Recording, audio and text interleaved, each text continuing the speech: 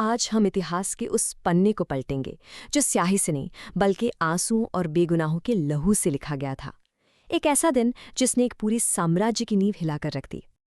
बस एक पल के लिए सोचकर देखिए, चारों तरफ उत्सव का माहौल है, बच्चों की खिलखिलाहटें गूंज रही हैं और फिर अचानक वही हंसी चीखों में बदल जाती है। ये कोई कहानी नहीं है, ये कोई कल्पना नहीं, ये भारत के इतिहास की वो दर्दनाक सच्चाई है जिसका जख्म आज भी हमारे दिलों में ताज़ा है। तो चलिए मेरे साथ समय में पीछे चलिए, उस दिन की सुबह में जब सब कुछ बिल्कुल शांत था, जब सब कुछ सामान्य लग रहा था। तारीख थी 13 अप्रैल साल 1919। बैसाखी का वो पावन दिन जिसे पूरा उत्तर भारत बड़े ही हर्ष और उल्लास के साथ मना रहा था। और इस पूरी घटना का केंद्र था अमृतसर शहर का जलियांवाला बाग। उस बाग में हजारों की भीड़ जमा थी। कुछ परिवार तो बस मेला घूमने आए थे, त्योहार मनाने, तो कुछ लोग ब्रिटिश सरकार के दमनकारी कानून रॉलेट एक्ट का शांति से विरोध कर रहे थे। वो सब इस बात से पूरी तरह बेखबर थे कि मौत ने उनके लिए एक जाल बिछा रखा है। और फिर अचानक वो हुआ जिसने उस शांति भरे माहौल को हमेशा हमेशा के लिए खामोश कर दिया। ब्रिटिश ब्रिगेडियर जनरल डायर अपनी सैनिक टुकड़ी के साथ बाग के उस इकलौते तंग रास्ते पर आ खड़ा हुआ। उसने कोई चेतावनी नहीं दी, भीड़ को हटने का एक मौका तक नहीं दिया, बस एक ठंडा क्रूर आदेश दिया, फायर। और जैसे ही ये आदेश मिला, सैनिकों की बंदूकें उन निहत्थे बेगुनाह लोगों पर आग उगलने लगीं। भगदड़ मच गई, लोग जान बचाने के लिए इधर उधर भागे, पर भागकर जाते भी तो कहाँ, निकलने का तो कोई रास्ता ही नहीं था। बाग से बाहर निकलने का जो मुख्य रास्ता था उसे सैनिकों ने बंद कर रखा था। दीवारें इतनी ऊंची थीं कि उन्हें फांदना नामुमकिन था। गोलियों से बचने की उस छटपटाहट में सैकड़ों लोग बाग के अंदर बने एक सूखे कुएं में कूद गए।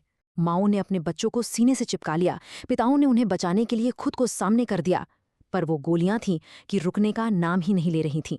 वो 10 मिनट इतिहास के सबसे लंबे, सबसे खौफनाक और सबसे काले 10 मिनट बनकर रह गए।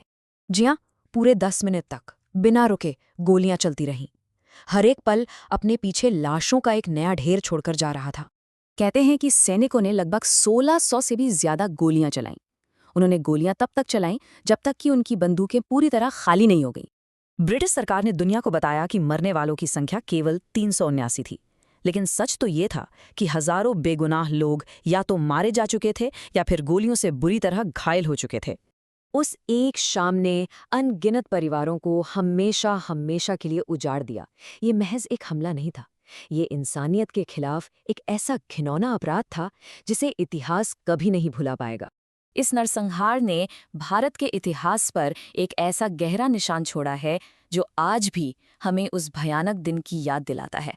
इस हत्याकांड की खबर जैसे ही पूरे देश में फैली, क्रांति की एक ज्वाला भड़क उठी।